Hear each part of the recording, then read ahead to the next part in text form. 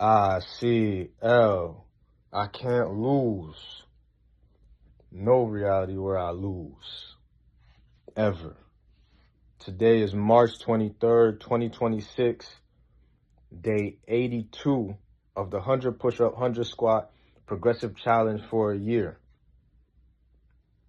We're almost rounding up March, so we're finishing off 120 push-up, 120 squat for this month.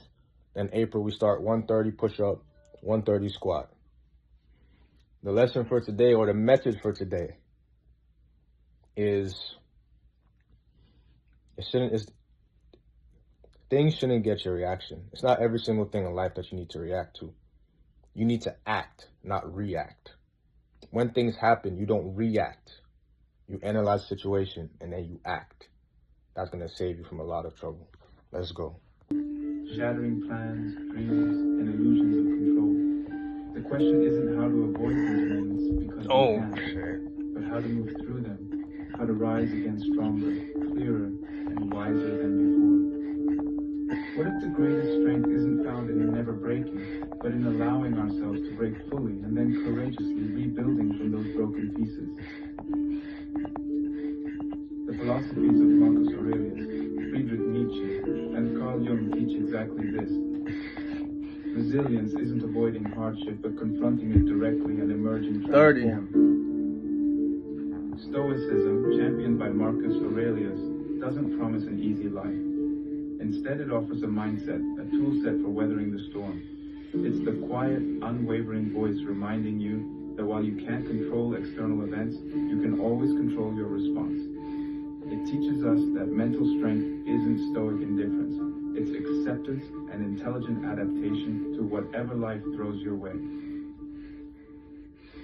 Nietzsche takes us even deeper into a realm of raw truth that hurts before it heals. He believed that real growth happens when we confront life's aspects, tearing away. Only thought to them code words. You're going to your homework.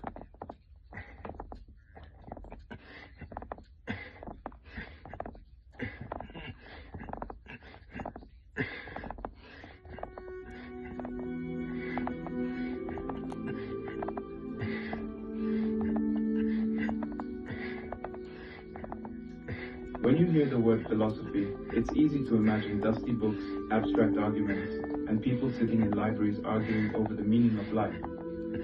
But Stoicism didn't come from that world. It wasn't born in lecture halls or among people who had the luxury of free time.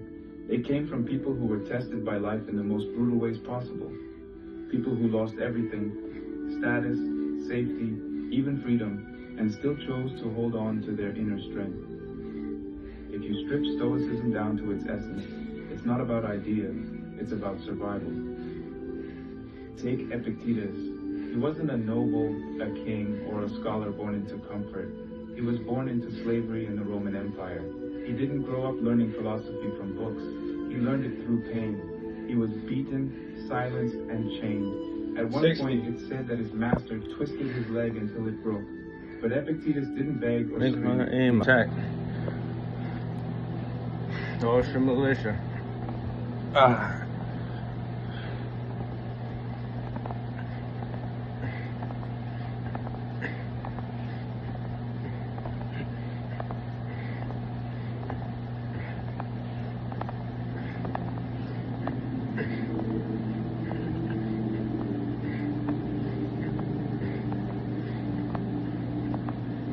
There is a kind of suffering that doesn't come from the situation itself, but from the fight we put up against it.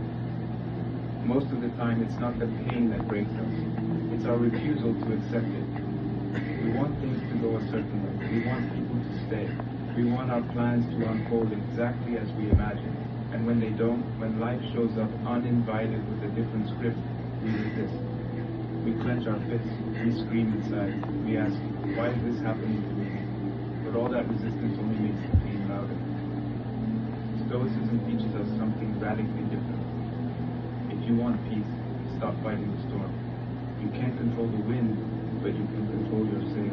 90. This is where the core of Stoic practice begins, the dichotomy of control. It's a simple idea, but one that changes everything. There are two kinds of things in life, those you can control and those you can't. That's it. Most people live as if this isn't true. They waste their energy trying to control what others think of them, what the future holds, or whether bad things will happen. But the Stoics say focus only on what's truly yours, your thoughts, your actions, your choices, and it's a fuel for your future.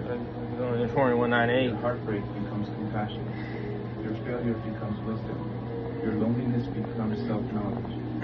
It doesn't happen instantly. It takes time. But if you hold the mindset, if you stay in the fire long enough, something new is born. You're not just recovering, you're being remade. This isn't about fate being fair, it's about you becoming fierce, about refusing to waste your suffering. Because if you don't use it, if you just sit in it, it will rot you from the inside. 120. If you turn it into meaning, into art, R-A-2-D-E, I'm on my even roots. your worst day becomes part of your story. I had a toothpick. You stop asking, why did this happen to me? And start asking, what will I do with this now? One of the most powerful ways to embody amor fati is to reframe your story. Take the hardest moment of your life and ask yourself, what did this force me to learn? What part of me did it wake up? Maybe it taught you patience. Maybe it showed you who your real friends were. Maybe it made you realize how strong you are. Even if it's 120. Even if it always will. That doesn't mean it was meaningless. Amor fati